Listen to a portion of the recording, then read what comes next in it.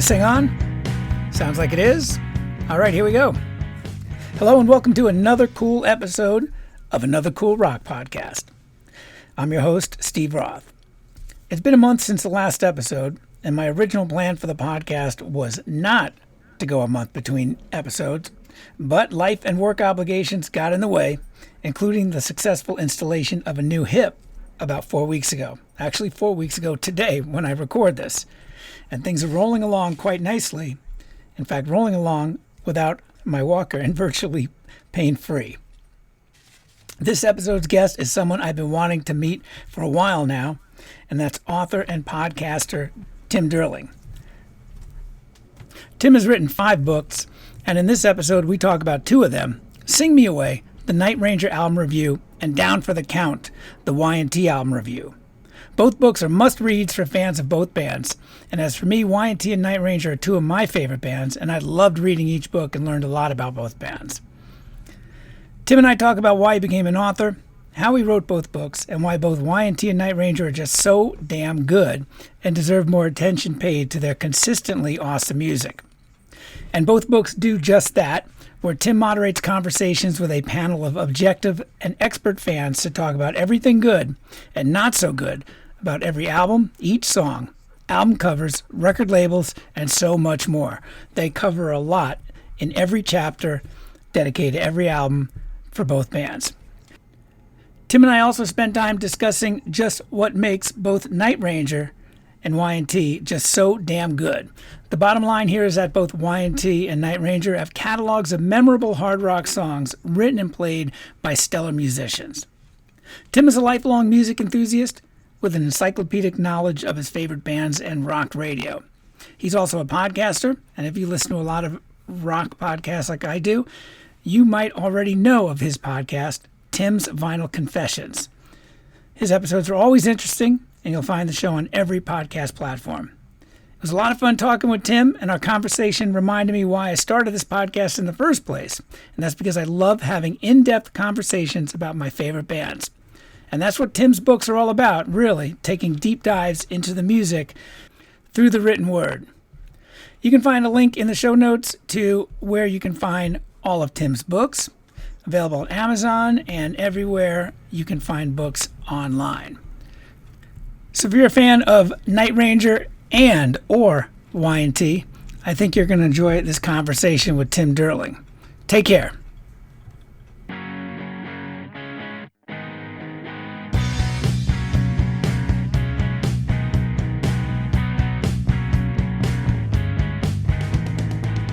All right, Tim, thank you for joining me here. I really appreciate the time here. I've been looking forward to meeting you. I know we've run in a few of the same circles here as far as books and rock and authors and things like that. So first, thanks for joining me. And I want to get into the books and all that because I absolutely love them. But I wanted to first talk about your journey to becoming an author. And because I know you were in broadcasting for a while, and I know you're a huge music fan. I've read a few interviews, listened to some podcasts, and I really appreciate your encyclopedic knowledge.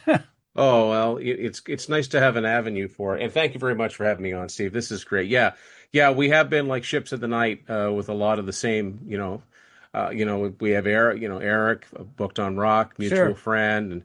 And the author thing is quite by accident, but we'll get to that. I've been a lifelong music fan, and ever since I started kind of buying my own music, I've always, while I'm listening, I'll look at the liner notes, I'll read the credits, and look who produced the album, and look where it was recorded, and what label it was on. I just always would do that. It wasn't like I must learn this. It was I wanted to know more. I wanted to know what makes this music tick. What is it that makes it so good? What are the ingredients? The ingredients have to be in here somewhere. Lifelong, music fan, lifelong reader. And I went to, when I graduated from high school, I then took a 2-year radio course up here in Canada, and that got me a job at my local radio station. I was there for about a year and a half.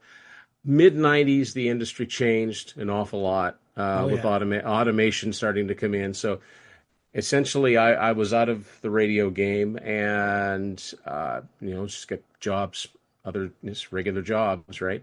And never really thought I'd get back into it, but then fate, intervened, and it just so happened that 13 years later I got back on at my local radio station, and somehow I've remained employed in radio one way or another since then. Now, it's been quite a long time since I've actually been on the air, but I'm a commercial writer, so I'm more of a behind the scenes person. But so that's kind of been that side of things. I started my YouTube channel, Tim's Vinyl Confessions, back in 2014 as a way of showing off my collection and basically talking about the bands and the music that I love. And I've really wanted to talk about bands that not every channel was talking about. So I really wanted to talk about the likes of Y&T and Coney Hatch and these bands that are beloved by rabid fans. There just aren't as many of them, right? Yeah. And so I've been doing that, and through that, I've met a lot of cool people that do, that have other channels. But really, it really got going, I hate to say, during the pandemic, because that's when we all discovered Zoom and StreamYard and we all had of time, these. more time. We had time, and the technology. The reason for it sucked, but the technology made it such that, if I wanted to have a co-host, we didn't have to be in the same room. We didn't have to be in the same country. So that really opened doors for me. And I have to say that a really pivotal moment was getting to meet Martin Popoff, who I've been a longtime fan of his books, a fellow Canadian. Yeah. And, I'm really happy to somebody I can call a friend nowadays. But I had Martin on my show. I think the beginning of 2021. We appeared on a show together on the Rush Fans channel. And after that show was done, I thought, you know what? If I'm going to have him on the show, I'm going to message him now while he still remembers, because he gets probably a million messages a day, right? And he was up for it. He came on, and what I wanted to talk to him about, and this eventually led to my first book, was, of all things, 8-track tapes.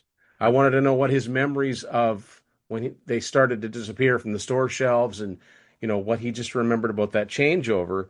And we got to the end of that conversation, and he said, I think you've got a book idea here.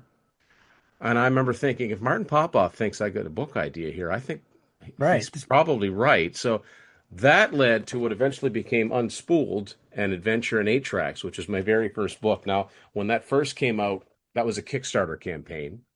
It was very much a self-published book, although someone that I have to give a lot of thanks to is a guy that's been a friend of mine for decades, Matt Phillips. He's a designer. He has a company called Go North Design. If it wasn't for him, these books wouldn't exist. But he's just an excellent designer and really good eye for detail. And the reason these books look as good as they do, he's helped me with all of my books. Yeah, they do look great. I want to get into that as well. So yeah, so that came out, and as a Kickstarter campaign, I would say it did very, very well. We sold over 100 of these. It was on such an obscure topic, but the book is a great coffee table book. And if you're a fan of music, if you grew up in the 80s and you just like reading stories about collectors, it's a book that you can pick up. You don't need to have, like, what do I care about 8-track tapes? You don't need to. But it's more than that. But there is a lot of content in there, specifically about how the record clubs kept manufacturing titles on 8-track all the way through 1988, which is something a lot of people still don't most realize. People don't know that. Yeah, I didn't realize that. That they kept making them. Why?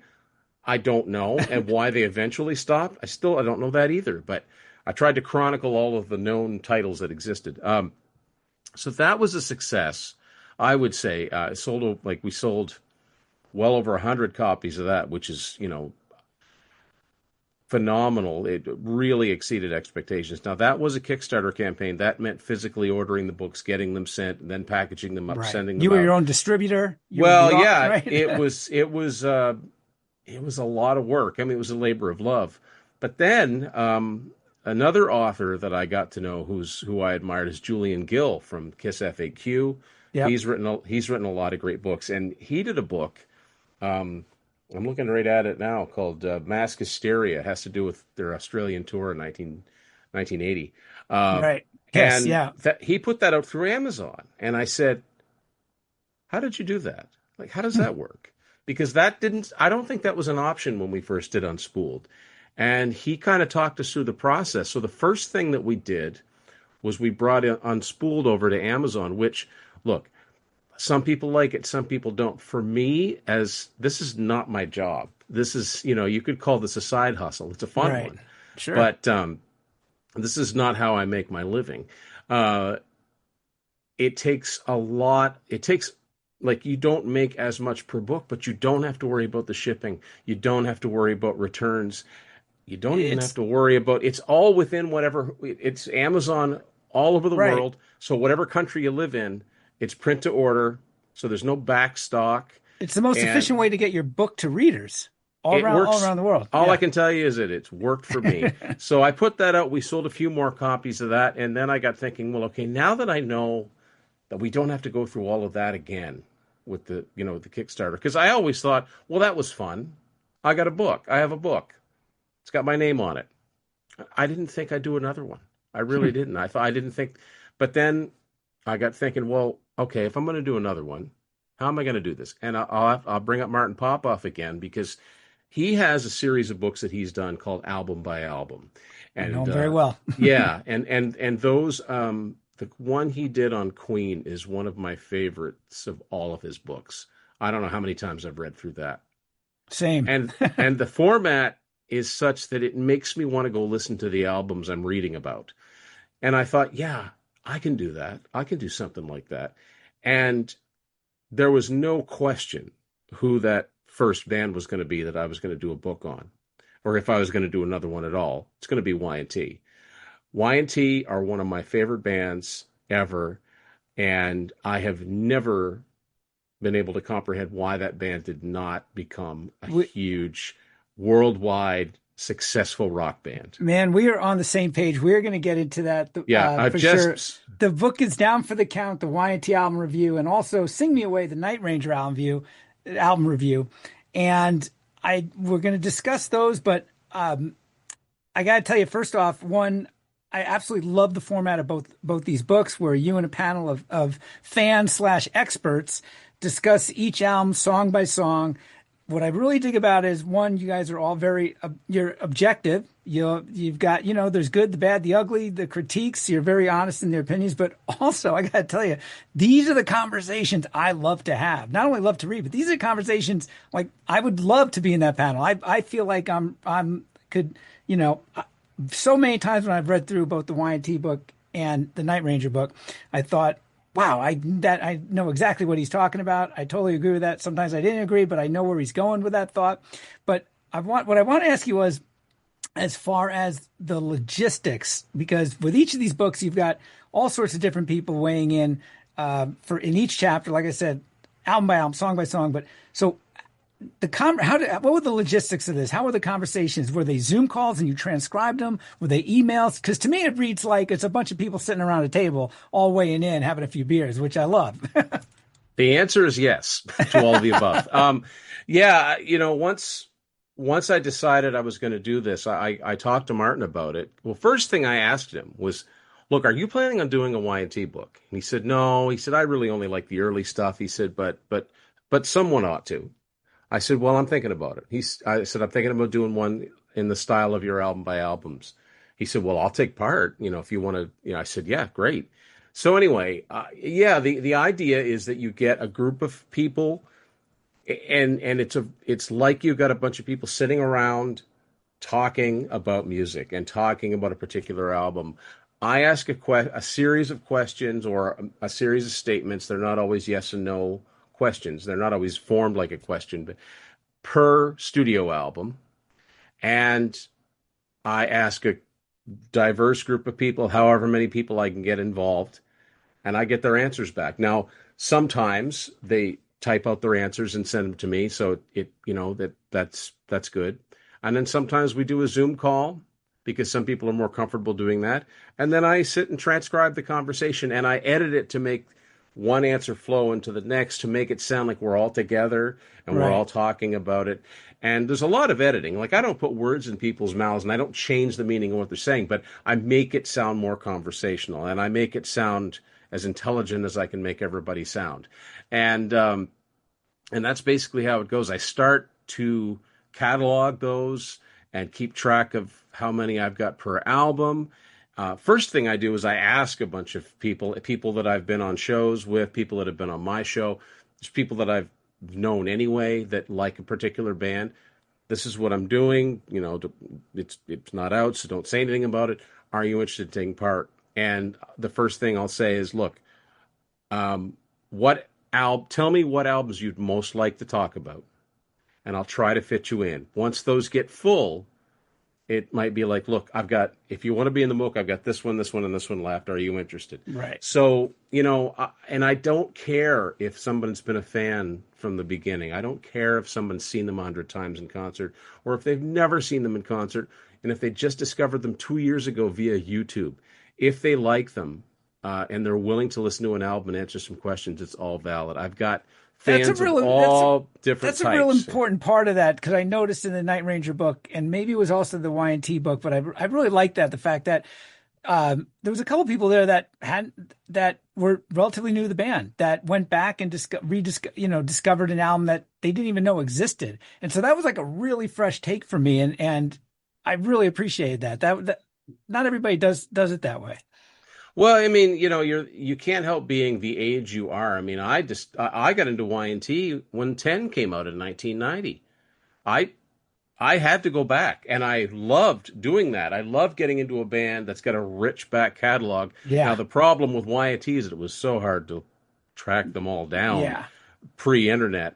But yeah, you know, if somebody is willing to give it a shot and they say, hey, I like this, I'll take part. So that's fantastic, because I don't want everybody answering the same. I don't want everybody saying, I think this album is incredible. Somebody was saying, it's okay. It's okay. I think they have better ones. You know, we're all fans, and we're all coming at this from a fan's perspective, but I did not want a bunch of yes people. I wanted people to form their own opinions. Sometimes I totally disagreed with some of the people's opinions, but I respect them. Right. And because, you know, a lot of people that swear by Y&T, they'll all talk about the early stuff, and they don't like the Geffen years.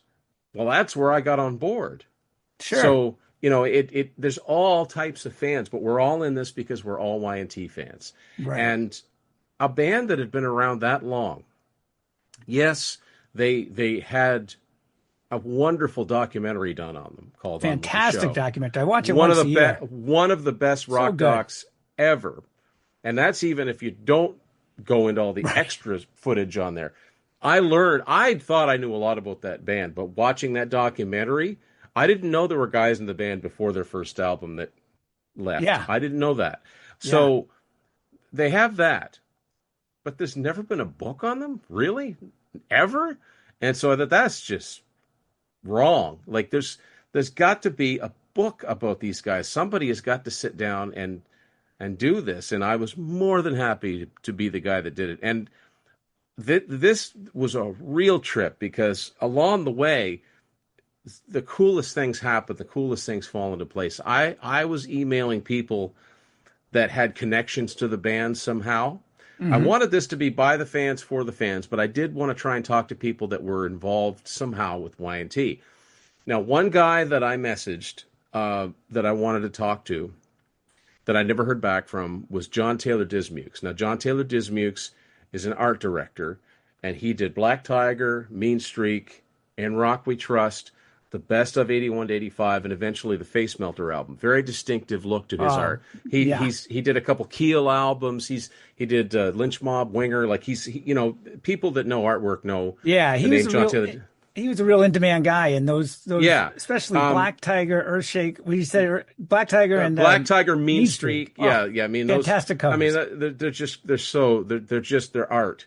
Yeah, and I messaged him, never heard back. That's fine. But another guy that I messaged just off the cuff, thinking I would never hear back, is Hugh Syme. Now, in addition to Y&T, I also happen to be an enormous Rush fan, and Hugh Syme has done everything for that band from their third album onwards. All the album covers, all the concert posters, the tour books, the T-shirts. He's the Wow. guy. And he did Contagious. He did the Contagious album cover. Lo and behold, he emails me back. So we end up talking on the phone. And through the conversation, he says, Tim, do you have anybody designing a book cover for this for you? And I thought, is Hugh Syme asking me if I want him to design my little book cover? Anyway, we talked about it. He gave me a really generous deal, which I'm sure is well below minimum wage for someone of his stature. I mean, he's like Roger Dean or like he's a rock star in terms of, I mean, people that, you know, that are into hard rock and metal, 70s, 80s, 90s hard rock and metal. You might not know the name Hugh Syme. You might not be a Rush fan, but I can almost guarantee you've got something in your collection that he designed, whether it's Bon Jovi's New Jersey, whether it's Whitesnake 1987 or Slip of the Tongue, Kiss Revenge, a bunch of Queensryche album covers, Megadeth. His resume is so long. You know, sometimes he just worked with a band for one album. Sometimes he worked with them for a stretch. In the case of Y&T, he did the Contagious album cover. That was a direct result of the success of the Whitesnake album. He did a lot of album covers for Geffen and John David Kolodner, and Contagious was one of them.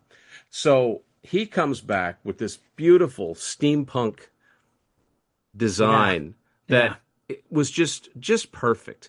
And the best part about it is if you look really close on top of the T, you can see a vial or a beaker of some sort of fluid. Yep. Well, that is a nod to Contagious, which he also designed.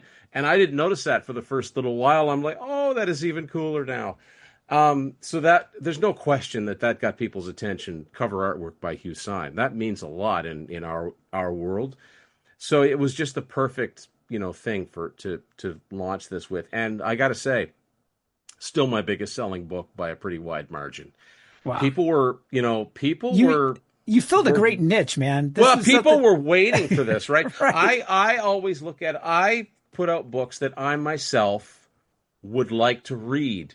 And I perceived a deficit, and I filled that deficit. Look, I love Kiss. I'm a huge Kiss fan. Same. What am I going to write about Kiss? It's been done, right? I've got no new angles for a Kiss book, okay? I want to write about these bands that nobody's written about or very few people have written about. That's why my next book was on the band Kansas, because I love that band. That's also a panel book. Then I did one on Sammy Hagar's solo albums. That one was just me. I wrote that one all myself. And so when it came around time to do the Night Ranger book, which is my current book, I said, yeah, we're going to do an album by album format. And I really pushed it this time because I've got more panelists per album in this book than any other. This is the longest book I put out. It's almost 300 pages long. I've got 10 panelists per chapter of Night Ranger's albums. And that's the other thing. I don't think people realize how many albums they have. Not enough people realize, not only do they have a lot of albums, they're still making music. They've never really stopped making music. And the last few albums they've done are all really good. They're all very, very strong albums. These are not phoned in albums by any stretch. And you're talking about a band that's 3/5 intact of their classic lineup.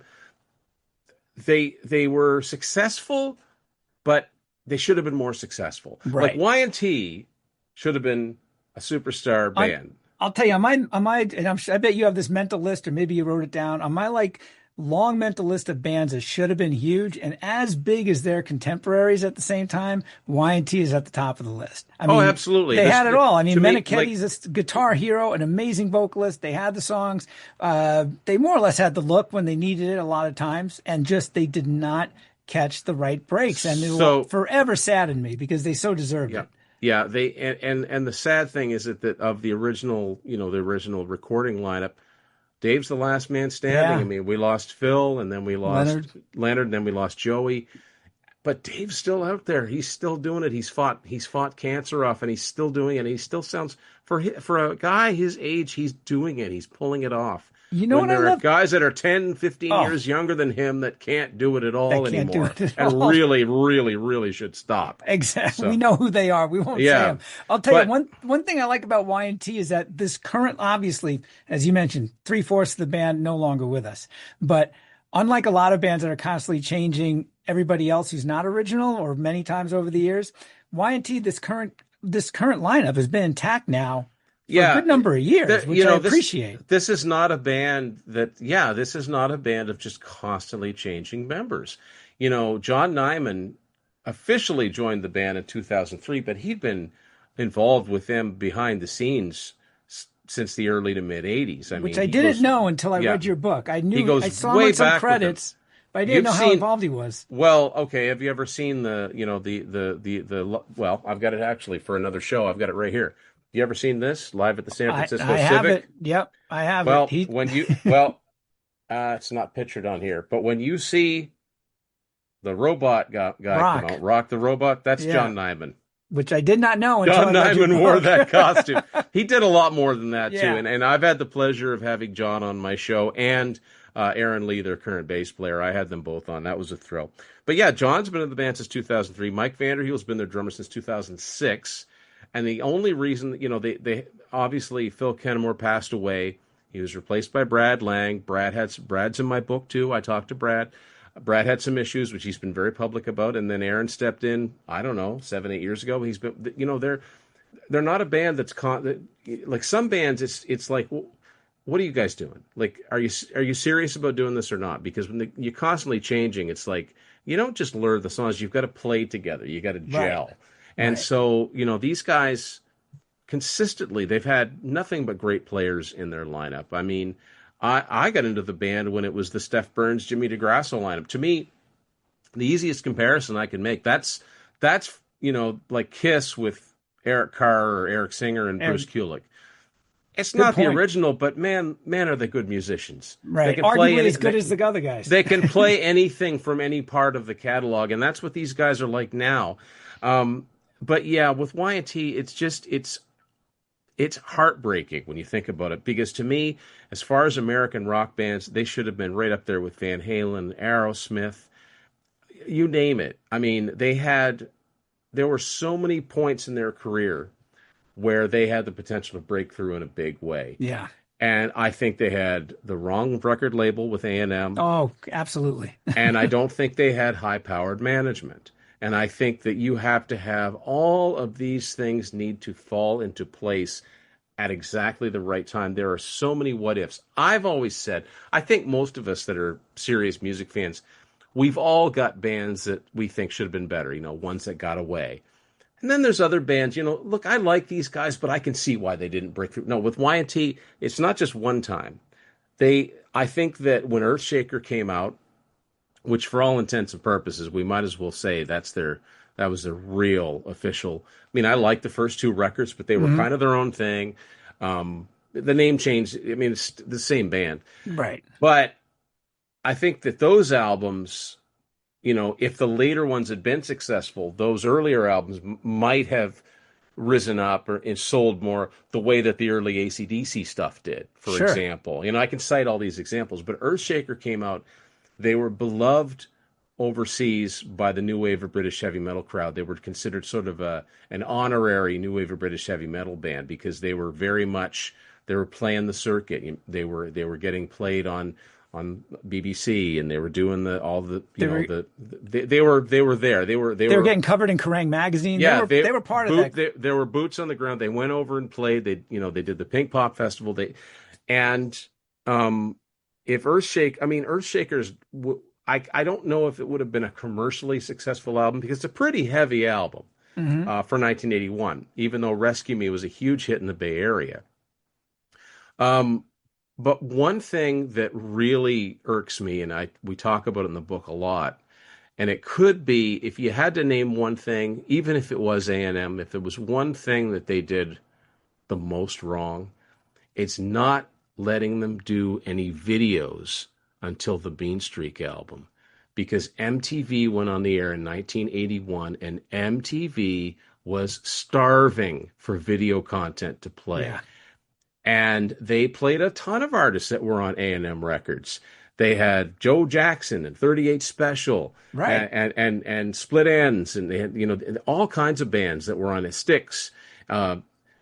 So if they'd have said, "Oh, here's some money, go shoot a couple soundstage videos for, say, Rescue Me," I don't know, and then maybe when Black Tiger came out, do one for Don't Want to Lose, MTV would have played them. Right. And MTV would have had to have played them because they would have been great. Here's some more videos, because people don't understand how limited their video. Right. Look at the list of the first videos played on MTV. You can look that up on Wikipedia. Sure. Pretty easy. It's all over the place. They're playing Live April Right. Wine videos. They're playing REO Speedwagon. They're playing like Kate Bush. They're playing.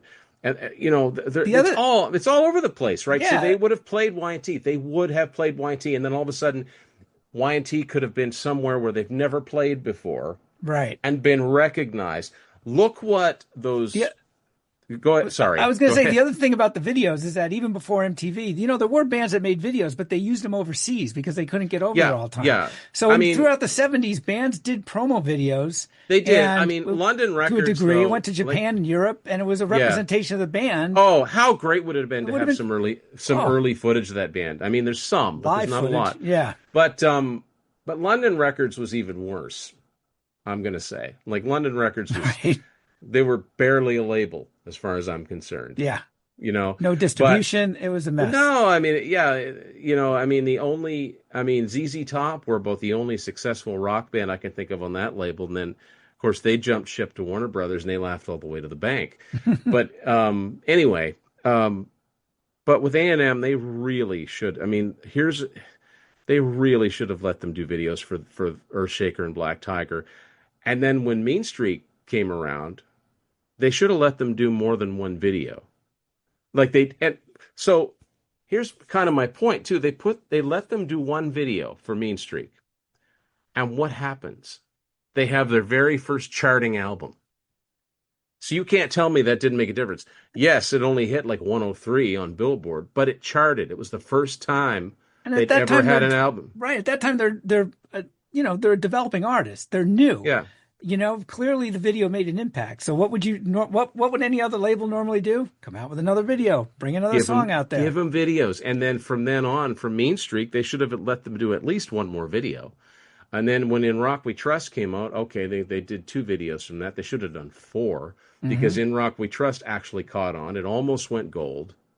Right. So that's now, that's where I first got into them. So because somebody played me "Don't Stop Running," and all I needed to hear it was once, and I was off to the races. "Don't Stop Running" is probably the quintessential Y&T song. I think it's got everything that makes this band tick. It's heavy and it's melodic and it's got a pop sensibility, but it rocks. It's a good example of Dave's guitar playing. It's a good example of their harmonies. It's an incredible song. Yep. Now, I don't think a song like that would have been a huge pop hit, but it could have made inroads. It should have done better on mainstream rock, and it could have been a minor top 40 single. I mean, if you think about that time period, 1984, Bon Jovi's "Runaway" was kind of a heavy song for top 40 airwaves. It hit 39. So "Don't Stop, Turn Up the Radio" by Autograph was a hit, a minor hit. So there's no reason that "Don't Stop Running" or even "Lipstick and Leather" couldn't have hit. And then they should have put out, I think, "I'll Keep on Believin'." That could have been a bigger song for them. Right. And they should have put out "This Time." And it was a ballad, like a power ballad. Oh, like so many missed opportunities. It's like A&M. I mean, there was promo, but there just wasn't enough. Here's a band, they finally give you the album you've been waiting for, and it gets to 46. Like, it's just so close to, and it's somewhere, it's got to be very, very close to gold status, right? So the situation we're in is pretty good, right? Things are looking up. Then they come out with the strange, convoluted story of "Summertime Girls." Yes. They finally write the hit song that they've been breathing down their necks for.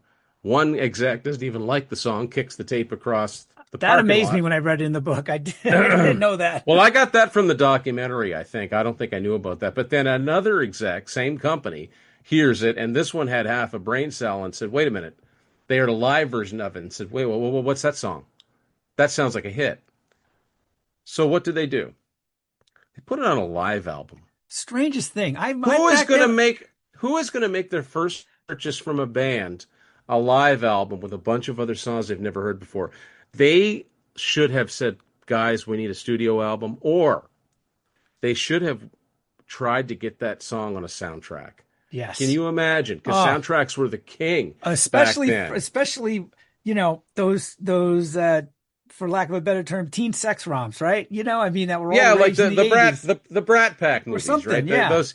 Now I know that the movie Real Genius with Val Kilmer. I know it's in that movie, but there's no soundtrack to that movie, Right. so there's another missed opportunity. But you're But completely right that because I can so remember the live album came out and then that was on there and it was just even then I knew I'm like this is how do you follow up what was your biggest record to date with what could be your biggest single to date, the most commercial thing you've done, and it's stuck with a live record. I wanted to hear new so music. so so then so the song does pretty well. Goes all the way to 55 on Billboard. I mean, it was their one and only entry in the Billboard Hot 100. I think it peaks at 16 on mainstream rock. Video got a fair amount of MTV play that summer.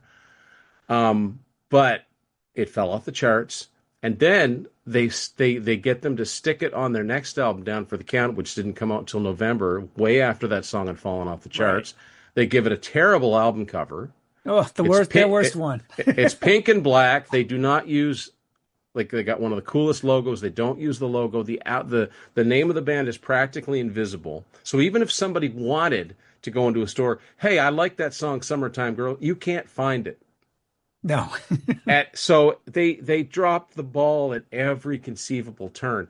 And so now the band gets off A&M and they sign with Geffen Records. So I'm sure that the thought process was, okay, now it's going to happen. That should have been the equivalent of a lottery ticket, right? Because Geffen's hot. You got Kolodner. We've got a rock-focused label. They brought Aerosmith back from the dead. They brought Whitesnake back from the dead. And it didn't happen. Right. Now here's the problem, and this is something that never would have entered my mind again until I saw the documentary. Contagious comes out in 1987. Should have been a huge hit. That should have been a huge across-the-board hit. It was perfect for the times. It is ear candy. Oh. But here's the problem, and I've said this many times. They have nothing there was nothing on that album to follow it up with. There was no slam dunk hit. I think there's good songs on Contagious. I don't think there was anything that catchy. So I'm pretty sure all the Geffen execs said, great. Once they heard that song, they say, we got it. And it didn't happen. Oh, right. And that's our on to the chance. next project, next thing. And also, they've been around for a long time. And within the industry, and Dave even said that, radio programmers and people in those positions of power were saying, these guys again, really? They're still trying to... So their experience was actually working against them, where it should have been a plus. All of these things just add up to one of the most frustrating situations where you have a band that's so talented, so versatile. They could play heavy rock. They dipped their toes in the pop metal thing, and they did it. They did it all right because Dave's a great singer. They could pull that stuff off. Let me ask you this about Contagious. So I can remember seeing this very visibly, and I was happy they did it because I thought they fit more in, right? I was sad to see Leonard go. I didn't know for all the reasons why he left, but you turn over Contagious, and the guys are all airbrushed. DeGrazzo's a good-looking guy. You compare that to the band photo on Down for the Count, and you could see where they were going. But I'm wondering if that, and maybe sound-wise, especially with the title track, which I love, do you think that turned off some of those, the original hardcore fans that stuck with them? Yeah, I'm sure it did. But I mean, if any band ever deserved a break, it was them. It was them. But to a lot of people, that probably seemed like a new song when they first, But I don't think the guys look particularly. If you look at the photos inside Contagious, they don't look particularly comfortable in those clothes. You know what I mean? Right. Now, granted, it was a step up from the back cover of Down for the Count. Yes. I don't know whose idea it was to put Dave in a pink jumpsuit. I've never understood that. No. You know what I mean? But here's another example, and I've used this example too of the difference that a label and management can make. And this is a band that I like, and I'm not slamming them in the least. But let's talk about Dokken for a second. Here's a band. They weren't young. Don Dokken was 30 when Breaking the Chains came out. They weren't spring chicken. Don's the same age as Dave Meniketti. So Tooth and Nail and Under Lock and Key and Back for the Attack, not one of those albums produced a top 40 single. The most successful song they ever had was Alone Again, peaked at all of 64. And yet those albums all sold 1 million copies each. They were all platinum albums. And on the verge of breaking up, they put the live album Beast from the East out that still manages to go gold. No top 40 singles. They didn't know how to dress either. They looked terrible in those videos. The Breaking the Chains video is so bad. And yet they sold millions and millions of albums. You can't tell me that Elektra Records wasn't putting the push on. And Q Prime Management wasn't getting them out there on the right tours. That was the thing. That was the magic. Dokken opened for everybody. I saw them a number of times. They opened for, so many big acts. So like Y&T opened for a ton of big acts, but it was either not a full tour or, for example, in 81, 82, they opened for AC/DC, but it was in Europe. Yes. So it just, every turn of the wheel, it wasn't in Y&T's favor, and it always seemed like they were playing catch up. I lived on the East Coast then and only saw them once on the Theater of Pain tour opening up for Motley. The other tours through 10, they never made it past the Mississippi. It's funny you mentioned that because, it was a very regional thing, right? Yeah. I'm in Eastern Canada, so they've never played. Canada was never a big market for them, and the closest they've ever played to me was the Theater of Pain tour opening for Motley Crue in Portland, Maine, which is about a 4 or 5 hour drive. Now, granted, I was 10 that year, but so I'm just saying this is not a band that I had ample opportunity. I've never seen them in concert, even now. They're one of my favorite bands. I may never, but anyway, that's another. But you got to go where the fans are. But it's just I never understood it, and as the more years have gone by, it's not like that's lessened any. It's like I listen to the stuff and I go, this stuff is still holding up. Oh yeah, incredibly well. Why? Why is it still obscure? That's a good segue for one of the things I've really loved about both books, that it made me go back and rediscover a couple of things. A couple of records. In Y&T's case, I had not listened to kind of the post-hiatus albums, if you will, right? So after 10, after Y&T Live, which 10, I absolutely, top to bottom, I think Y&T 10 could be their best album. That's just my own opinion. It's my favorite, but Grant, that's when I got into the band, so I got a real attachment to that. Sure. But over the years, that hasn't really changed. But song for song, sound-wise, I love it. But again, should have been that they could have gone many 3 or 4 singles deep on that album. Grunge had not taken hold when that came out. No, it was 1990. 90. Anyway, carry on. But so post-hiatus, if you will, the band broke up for a little bit, but I went back thanks to your book and I liked them, but again, it was a good reminder that I liked them. Musically Incorrect, Endangered Species, and Face Melter. Their last 3 records, a lot of years between them. We haven't had another Y&T out. Face Melter is probably the last record. Yeah. It's going to be their last record, 15 years ago? But there's really good stuff on there. And that proved that, indie label, big label, they still had the passion the desire to make new music, which I want from my favorite bands. I was so excited when I found out that and I don't even know how I read it. It must have been Metal Edge, because you never read anything about Y&T and you never heard anything about them.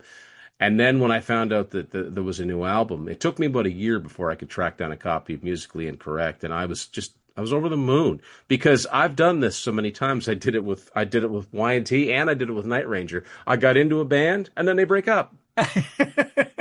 Because I didn't get into Night Ranger. I didn't start buying Night Ranger albums until the end of '89. And by that time they'd gone on hiatus. I didn't know that. Right. So, so I'm like, okay, they're an active band again now, indie labels. So they're now on an even smaller course. But I think something happened in those years. And I talk about it in the book too. It was kind of a leveling that happened, because when grunge hit, all the bands got knocked down. I mean, even Def Leppard got knocked down from selling 10 million to gold status.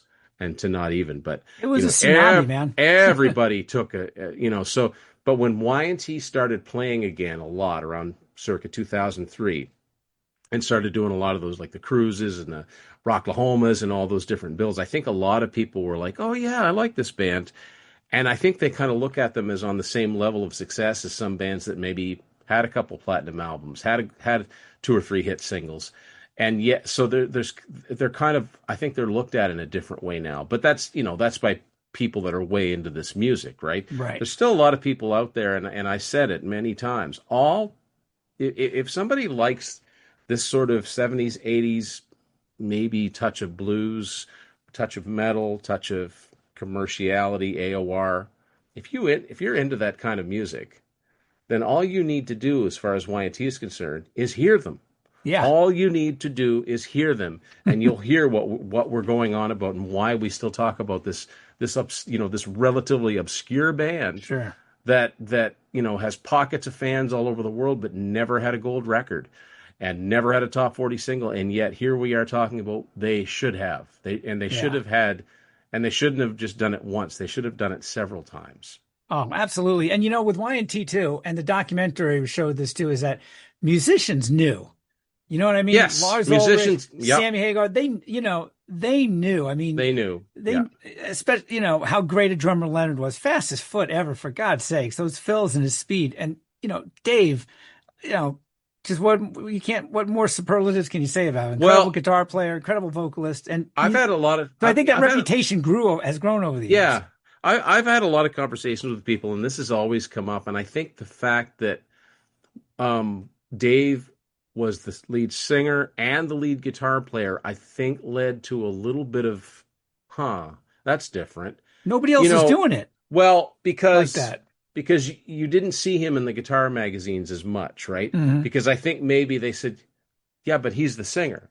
You know what I mean? There wasn't a clear-cut singer and guitar player. He's not the only guy. I mean, it never hurt Tom Kiefer from Cinderella. He played most of their leads, but that was a bit later. But you know what I mean? Like they kind of, I think, and yet when they talk about great singers, they're like, yeah, but he's a guitar player. So I don't know if that, and that's just it. We're grasping at straws. Sure. And then we think, well, was it the name? Did the name cause some confusion? Did that cause some confusion with filing or record stores not knowing where to put the albums? So we grasp at these things because it all comes down to the fact that it must have been something, because it wasn't the music. No. They had the music down. And Phil Kennemore even said that. I think it's in the liner notes, one of the reissues, that we goofed. We thought the music was important. But that's why you need the people that are representing you, whether it's your label or your management. It's like, we'll make the music. You need to get us out there to the world. Right. That's not our job. Right. Just like it's not your job to help us write songs or sometimes those lines get blurred, but So that's what I'm saying. We keep going on about it because, well, there must have been something. There must have been this one little thing that didn't fall into place. Right. So this is a good segue into Night Ranger, because there's some things in common, of course, that I know but both are from the Bay Area, both melodic hard rock bands, had their biggest hits in the 80s, right? Had a hiatus around the same time and came back and continued to tour and make new music. And again, Sing Me Away, the Y&T album companion, you got a great panel of folks there, very objective. And again, there we go.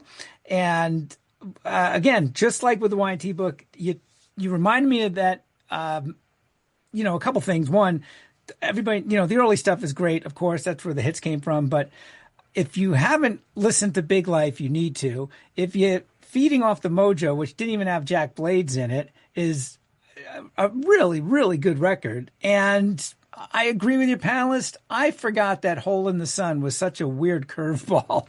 That might be my least favorite Night Ranger record. That's a pretty good consensus among Night Ranger fans. Yeah, there are a lot of similarities in these two bands. Now, Night Ranger were much more successful, but again, they were more commercial. Also had people leave, had some original members leave, and then find stability later on after. Yeah. Sure. Yeah, no, and you're right. The hiatus was just about dead on. The weird thing is with Night Ranger is that they're more. Night Ranger were sort of more commercial in their approach, more AOR.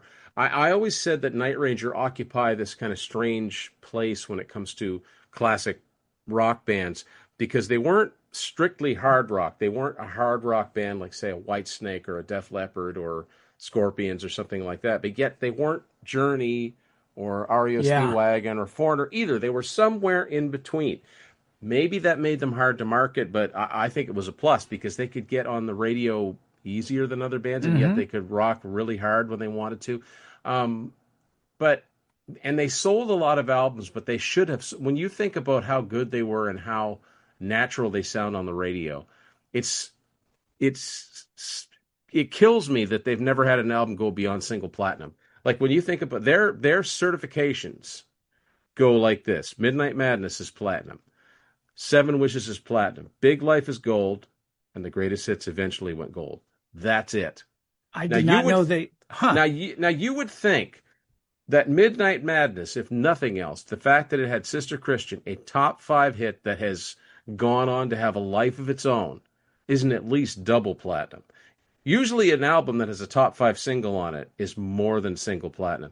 I'm kind of shocked. I would have thought it did twice that much. I did not know it was just right. platinum one time. You'd think that that Dawn Patrol would have gone close to gold, based on what came after it. And obviously, once you get on the smaller labels, it's just not going to happen. Right. But the biggest album, I mean, Seven Wishes, it had a top 10 single and 2 more top 20 hits. That should be more than single platinum. Again, though, I'm going to bring up the record company. You've got MCA, which is maybe they did a little bit better than A&M did with Y&T, but they were not a hard rock centric label. They really weren't. They were a country label. They were an R&B label. And yes, they might have been the only offer coming, which is, that sometimes that happens. But with going back to Y&T for a second, I always wonder what would have happened if instead of signing with A&M, like let the London Records period be as it was. But imagine if Y&T had signed with Atlantic or Elektra or Mercury or a label that knew, or Geffen originally from the start. Because Geffen was strong in rock out with rock in the early 80s. I mean, Geffen made, none of Sammy Hagar's Capitol albums sold at all. Yeah. None of them certified. He gets on Geffen, he starts having gold and platinum records and top 40 singles. His music didn't change all that much. It really didn't. So if Night Ranger, same thing. If they'd have gone, let's say, look, Damn Yankees was a huge second act for Jack Blades. That first album was double platinum, more than any of the Night Ranger albums sold. Isn't that wild? So imagine if Night Ranger had been on Warner Brothers from the beginning. So, these are those. Yeah. Now, they did all right. And they did well enough so they can go out and tour some pretty mid-sized places. But see, to me, Night Ranger should have always been a headline act. Absolutely. They should never be a special guest for anybody because they're that good. And as great, I mean, Sister Christian is an amazing song, and it's a song that will outlive us all. I just happen to think they've got at least a dozen songs that are equally as good. And that we should all be sick of hearing on the radio. Like they've got songs that radio should be playing to death. Agreed. That are that good. So I just think that they're here, but they should be way up here. Yeah. I think with Night Ranger got wrongly tagged as quote unquote a ballad band because of that massive success of Sister Christian. It's the double-edged sword when you hit with a ballad. Lots of bands have had hits with ballads, but they've had hits with rock songs that led up to that. And so that did a couple of things. So MCA said, well, this is the easy way. We can market this easier. And Night Ranger kind of did with you can still rock in America, right? Well, they got a lot of airplay. That was a song that I was surprised to learn later on that did not hit the top 40 because I thought that was a bigger song than it was. I would have thought that too. That was my first introduction. Hearing it on rock radio. I think I hit 51 as high as it got. Huh. So again, I just don't think that MCA made that extra push. And again, why stop at 3 singles when you've got an album that continues to sell? Put out Passion Play as a single. Put out Let Him great Run. Song. Yeah, let him run. I mean, there's Night Ranger. One of the things I love about them is that their music is just naturally positive. It's upbeat. It makes you feel good listening to it, whether it's a heavy song or whether it's a ballad or whether it's a more a commercial minded song. I am fond of saying, and I've commented on various YouTube videos and anywhere I can find that if one of my all-time favorite Night Ranger song is "The Color of Your Smile." And I will tell everybody, I'm like, if that song doesn't put you in a better mood, you need to seek mental health help. That is a summer should have been a hit. Yeah. I mean, there's a lot of twists and turns in their career that things should have gone better than they did. But they did okay, but they just should have done better. I think a lot of people think that they sold more albums than they did. I sure did. But the sad reality is that they just didn't, and they were deserving of more than that, right? And also, I really could not believe that there'd never been a book on these guys. It's like, this is a band that's like people. I shouldn't say everybody, but like I said, Sister. I bet you there's more people that know Sister Christian than know who sings it. It's just one of those songs that's permeated pop culture to that extent, and that's not a bad thing. I mean, every band wishes they had a song that did that just penetrates in such a way. Yeah, but it's reminiscent of "Don't Stop Believing," because remember that had a second life because of Sopranos. Sister Christian had a second life again post the big hit airplay time period with what's the movie? Boogie Nights. Thank you. Yes. Yeah. Exactly. But it's never been off, radio airwaves. No. And it's like when it comes on, I will never change the channel when it comes on because you're still hearing Night Ranger on the radio, right? It's just there's so many other songs that are so good. And there's so many other songs that charted that why don't you hear Sentimental Street as much? I don't get it, But I love that song. I'm going all over the place here with this, but the problem is with a song like Sentimental Street is that the success of that song has outsized the success of the band that did it. So that's why they're in this unique position where it's up to people like us to say, yes, they had that song. They've got this one and this one and this one. And maybe you don't know it by the title, but give it a listen. And, it's just about educating people, especially with the latter day albums, right? Yeah. Well, yes, your book totally does that because one, I mean, they've got 13 albums across their career, I think it was. And I will say, I think High Road, Don't Let Up, and The Band Played On are as good as anything that came before that. They still have it. And the other thing that's really impressive is, and I had forgot about this until, again, I'm reading the book, but they're one of the few bands that can produce themselves.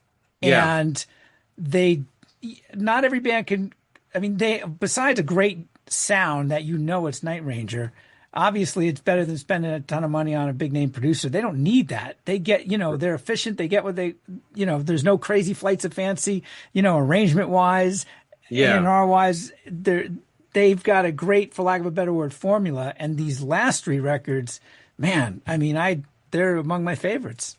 They've been on a really good run, and you're right. Sometimes self-producing, it's more than just getting a good sound. You've got to be able to be really brutally honest with yourself. And it's like, is this really a good song? Right? Can we do a better one?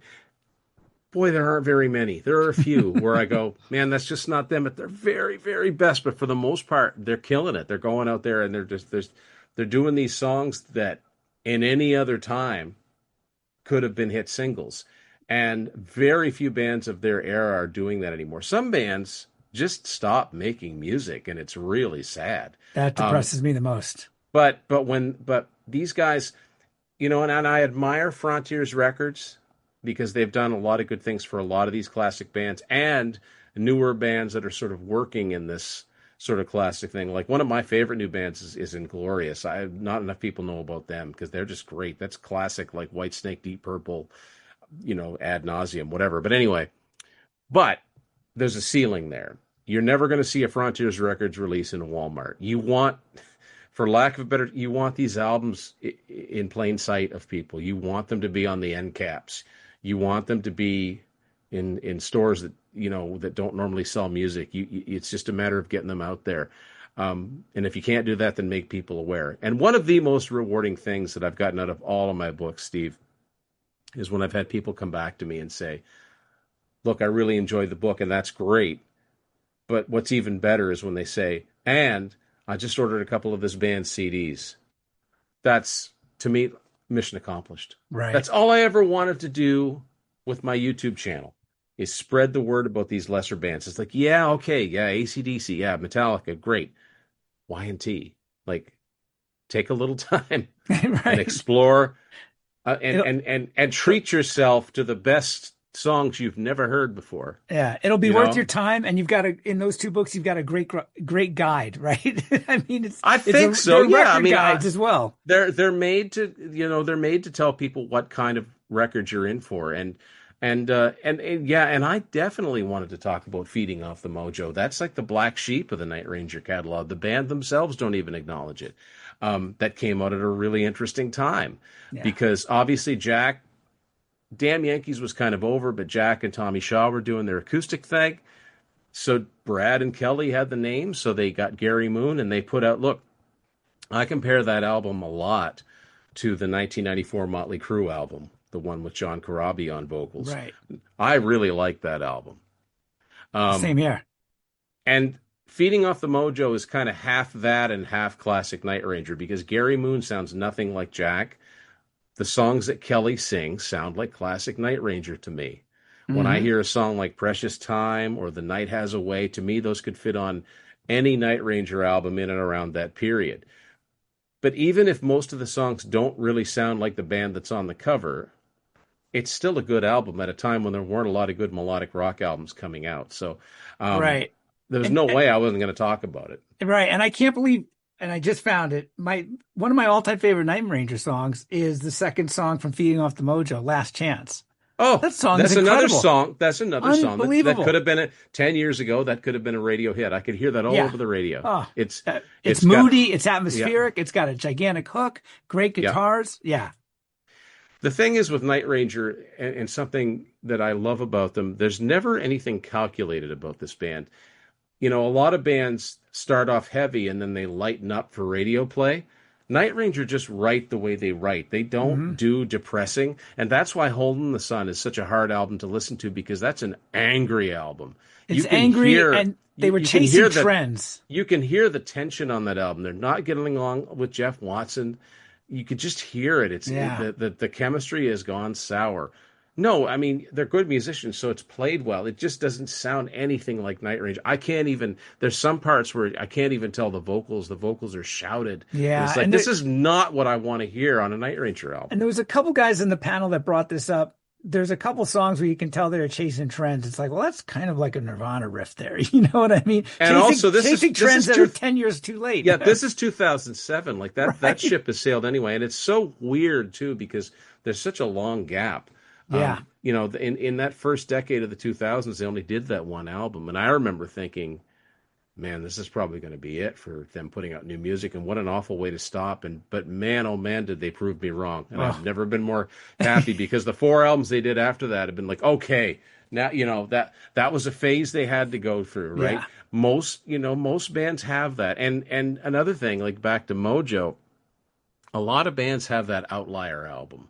Whether it's, you know, Aerosmith's Rockin' a Hard Place or the Motley Crue album or you know, where there's a lineup change or there's a really weird change or Kiss Music from the Elder or like there's an album that people either really like or they don't like at all and they don't even like to talk about it. I love That's one of the Night guys, Ranger's album. That Mojo is that album for Night Ranger. Yeah, and Hole in the Sun, you just reminded me. One of the guys on the panel said that's the Hall Pass album, which I totally loved. And he brought up the fact that, you know, a lot of those bands, you know, that he likes a lot of that era of that music. So he kind of, you know, some of those bands that were doing that. So he appreciated the turn that Night Ranger made there, which I could totally respect. I just didn't think they really had the songs there on that record. No, but I that's love what another the guy thing. said. I know that, yeah, I can be surprised like by an album that like, boy, this is different, but I like the songs. Right. They didn't have the songs. And normally Night Ranger has the songs. You know what I mean? Like they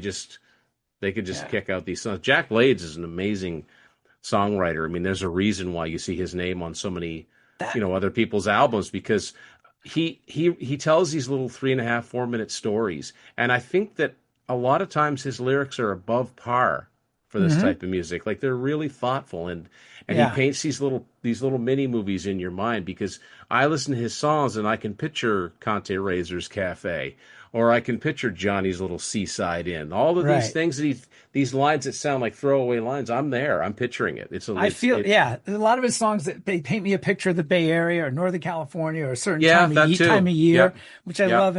And that's that's actually one of the things, kind of one of the last things I want to talk to you about Night Ranger is that for me, it comes down to three things. One, the songs, of course. Two, the incredible guitar hero Yeah. shredding guitar work. Yet it's not, it always fits the song, no Yep. matter how over the top the solos might be. Brad is breaking whammy bars, but it Yep. still fits the song. And then it comes down to the fact that Jack Blades is just an incredible songwriter. The guy can write a hook like nobody's business. Oh, like you look at the number of songs in the Night Ranger catalog that are just credited to him. Yeah. Like he could just we need another song, 4 in the morning. The songs are effortless, Like you know what I right? mean? Like and he Yeah. makes it sound easy, but there's a lot of work that goes into Oh, crafting sure. hooks like that just where every part they pay attention to every part of the song. They don't just like we got a catchy chorus, it doesn't matter what else we put with it. No. Every part of the song is a Yeah. hook. You know what it is? They're craftsmen, really, Yeah. for the Yeah. song. And Well, it's yeah. effortless. When you hear the song, it's almost instant.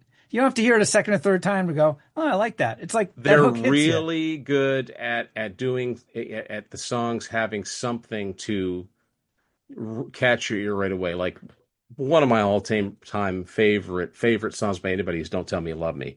The Yes. combination of that clean picking guitar with the slamming riffs and the drums, immediately you know what it is. Rumors in the Air starts out with a lot of people think it's keyboard, but it's the guitar swells coming in. That's very distinctive. Right. Sentimental Street comes in with almost that those classical sounding fanfares.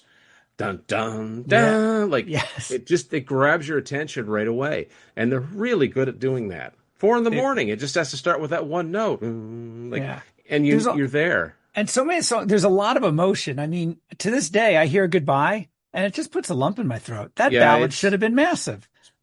yeah, and again, there's a good example. It hit number 17. It should have been a number one song. Right. What? Right. Why? Like I don't understand. Like to me, the heavy lifting was done by the band by giving the label that song, promote this song. That's all Should you be, got to do. Like that should have been an across the board top five song. yeah. It's a beautiful song, and again, they pay attention to every detail. The false ending, you don't want it to end. Like it's just Right. it's really really good. Yeah, that's Yeah. mentioned in the book too. Yeah. Yeah. No, Yeah. it's I there's a few bands that I can see you've got that massive record collection back there behind you. I've got a big collection, but there's just those go-tos where I can pull out anything, just about any of those albums and find something enjoyable, and then other ones where I just can't stop listening to. And that's most of their catalog. Yeah. There's another thing too. I mean, and this also kills me. And this has something, I mentioned about Dave not getting his kudos for being a great musician and a great singer. You've got Jack Blades and Kelly Keiki, who are not similar sounding singers, but they complement each other so well. Right. And yet, they both have this just friend. Jack Blades to me is a friendly singer. Like he just sounds like he's talking to you, but he's singing. Puts you in a good mood. He puts you in a good mood. And Kelly has just got this effortlessly great soulful voice that just and nobody mentions those guys as influences, which is such a shame. And I wonder if it's because number one, they're in a band with two singers. And also, both of those guys play instruments too. It's a unique configuration of a band. You don't have I mean, Jack is kind of like the front man, but he plays an instrument. There's no standalone front man. So you've got your rhythm section are your singers. You've got your keyboard player, and then you've got two lead guitar players. I can't think of another band that's set up quite like that. No, there's bands where the bass player is the singer, but it's not a 5-piece. It's not like Night Ranger. Right. And that's a really good point. I mean, as far as two lead singers come to mind, I'm sure a lot of people will think of Kiss, but Paul Stanley's really the front man. Gene might have singing as many songs, but he's the guy talking to the audience, right. And when you think of a lead singer, most people would probably think of Paul, but Kelly sings on their biggest hit, right? I mean, yeah. I can't think of another band that has that sort of, front facing dynamic. If you will. It is really Triumph is similar. Oh, good point. Yeah, because you had Rick Emmett who had the high voice playing guitar, and then you had Gilmore on drums that had, a good voice, but a totally different voice. But that's kind of a different situation there too. But for all of this, I mean, to me, they just, and that's another thing that made Night Ranger not quite a hard rock band. And I say this loving all of these bands that I've talked about, but you got a couple of guys that can actually really sing really well. You know what I mean? Yeah. Like I'm a huge Rat fan, Same here. but But no, Stephen Pearcy is not a singer's singer. no. And I he can love only work in that band. You know I what I mean? love what he does, but Jack and Kelly can just sing. I don't know how else to say it. Like Right. I love Def Leppard. Joe Elliott is not a singer's singer. You Right. know what I mean? These guys can actually sing. So that's what makes them closer to bands like Foreigner. But yet, I've always thought that because they've always had Brad, but then Right. Jeff Watson and whoever the second guitar player is. But in the 80s, you had Brad and Jeff. They were on the cover of the guitar magazines all the time. They're virtuosos. They had the respect of the metalheads. There are guys that would probably listen to way heavier bands and would never listen to any other band as light as Night Ranger, but they do because of that guitar playing. Yeah. And also the fact that Brad was in Ozzy's band, I think, gave him so much cred in the metal Right. world, because once you've been sort of anointed, right, you'll always be thought of as an ex-Ozzy guitar player. Look at Right. Jake E. Lee. He hasn't, Yeah. everybody, he was in the band for like 2 albums. Everybody thinks of him, he used to play with Ozzy. And Brad got an incredible amount of respect out of that because, he came in at such a tragic moment, right? Yeah. And with very little time and just nailed it. And people Yeah. still talk about how great he was with Ozzy. Yeah. And so, there's so many things that, again, I was like, because I remember thinking there must have been a book about them in the 80s, like one of those junior high Right. reading level, you know what I mean? Right. Nothing. So I'm like, well, looks like it's up to me. And I had a lot of help, but I mean, I was really determined, like, yes, this is the next band I'm doing. And I'm really happy with how it came out. Yeah. And it just, again, I can't stop listening to this band, and I've already done the book. Like I always have to do a serious amount of listening to all the albums before I go into this, because I want to make sure that I remember these correctly when I'm coming up with questions, right?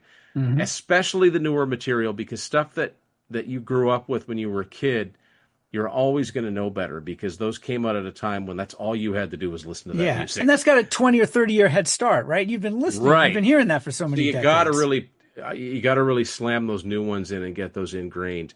And I just keep going back to them now. Yeah, same here. You know? Same So here. It doesn't feel like work. No. So Yeah. the Night Ranger book is your fifth book, your newest, your most recent. Before we get out of here, what is next? What are you working on right now? Well, I've actually got 3 that are in various Whoa. stages of. I've actually got 3 that I'm currently working on.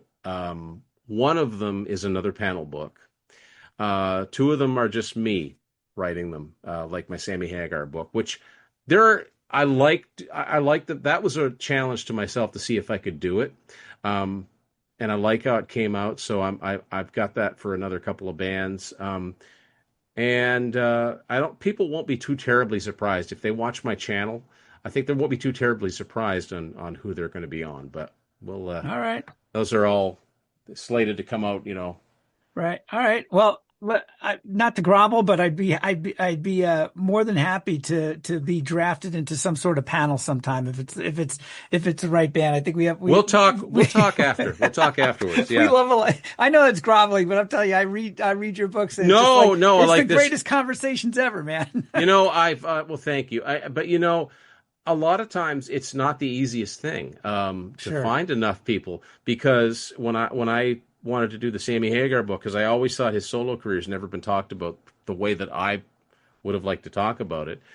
I know I couldn't find enough people to talk about those early Capitol albums, or for that matter, a lot of the latter day ones. So I said, you know what? I've got a lot I want to say. I'm going to do this one myself. But there, I like both. I like the fact that I've been able to do both, but there is a lot. The panel brings so much, that things that I never think of, things that I would never, ever think of. Comparisons that I would never draw. And even when you get someone who's just started listening to the band, they might actually come in and say, did you ever notice this riff kind of sounds like, and you go, I've listened to this song for 40-odd years. I've never noticed that before, but he's absolutely right. So it's that sort of thing, right?